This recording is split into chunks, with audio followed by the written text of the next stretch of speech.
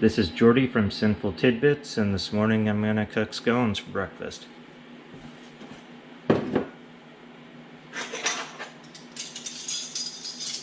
Start out with the liquid portion.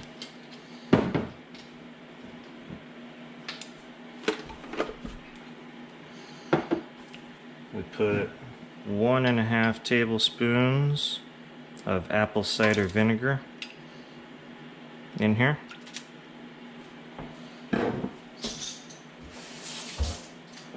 And rinse and dry your measure because you're going to need it again.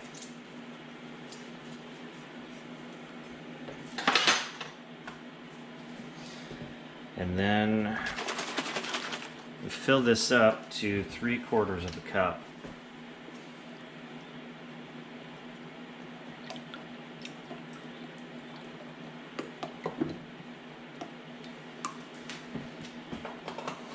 Now, this is macadamia, the original flavor.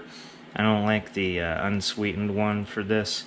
If you try to use an unsweetened one, everything kind of ends up bitter and tastes weird. So this one's really the best. Put this aside. Now I can stir up the dry ingredients.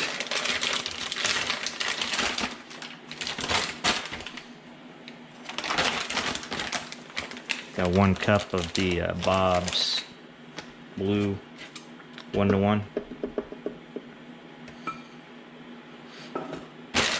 Now you can use different flours. I think you could probably get away with a mix of white rice and sweet white rice, something like that. But this is what I found works good for me. The Bob's 1-to-1 mixed with the Bob's all-purpose. So the red bag and the blue bag.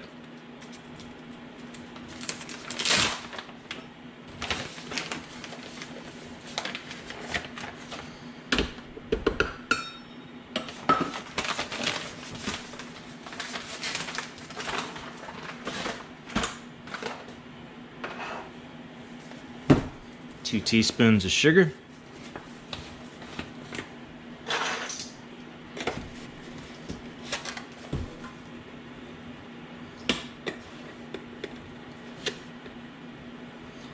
Sounds like a lot, but these aren't sweet.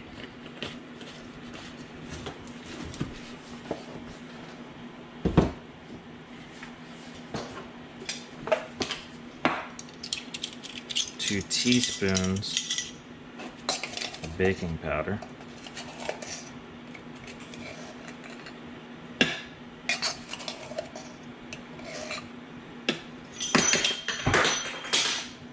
Magic. That wasn't supposed to slip off the ring. A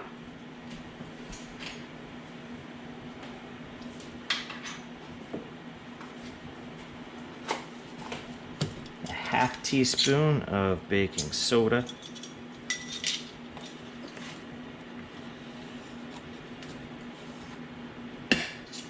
You want to measure this stuff. Precision matters in baking. 1/2 teaspoon of salt.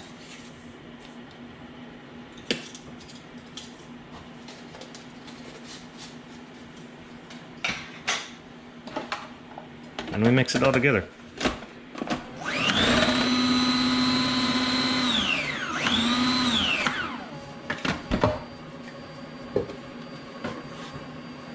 Then we put in the earth balance.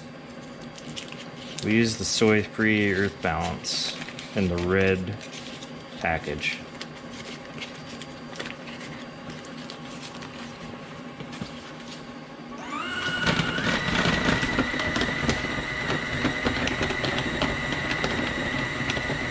Want to blend that until it stops being chunky, but then stop.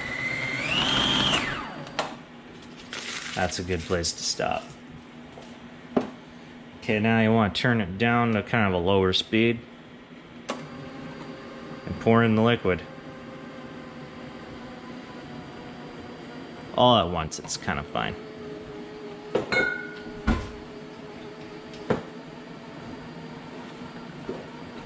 If you use a different flour, you might have to play with the liquid a little bit, but it should be pretty close. And hopefully your oven was already preheated to 435 or so.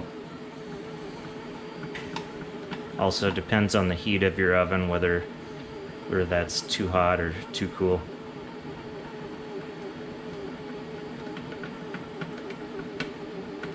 I used to use 450, but I found it was just a little too hot and kept burning the outsides of the scones. Okay, this, you want to kind of blend it until it's just sticking together. And then sort of stop. I used to go until the thing started rolling around in one big lump. But I found it was better to stop earlier. Got a better texture out of it if you don't overdo it.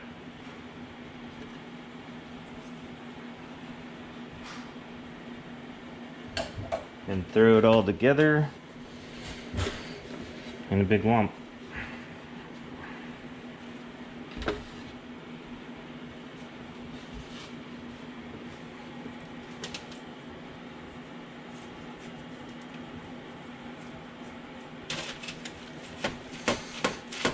Kind of form it up.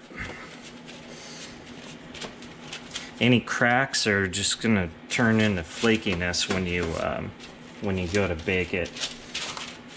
Flakiness in not a good way. Flakiness where stuff just crumbles off.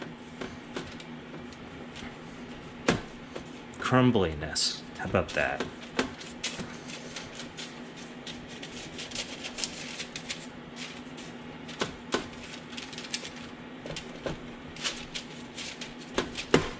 And then this is where I use a pizza cutter.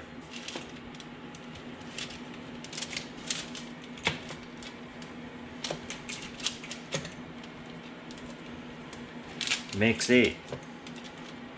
Pretty consistently makes 8. Then you gotta get them away without pulling bits off. And if you cut it well, that should be fine. Alright, throw them in the oven. And set the timer to about 15 minutes. Alright, see you when they're done.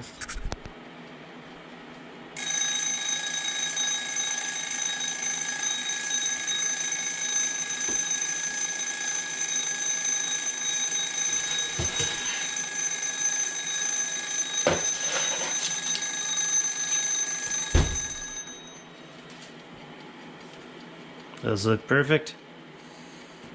All right. Thanks for watching.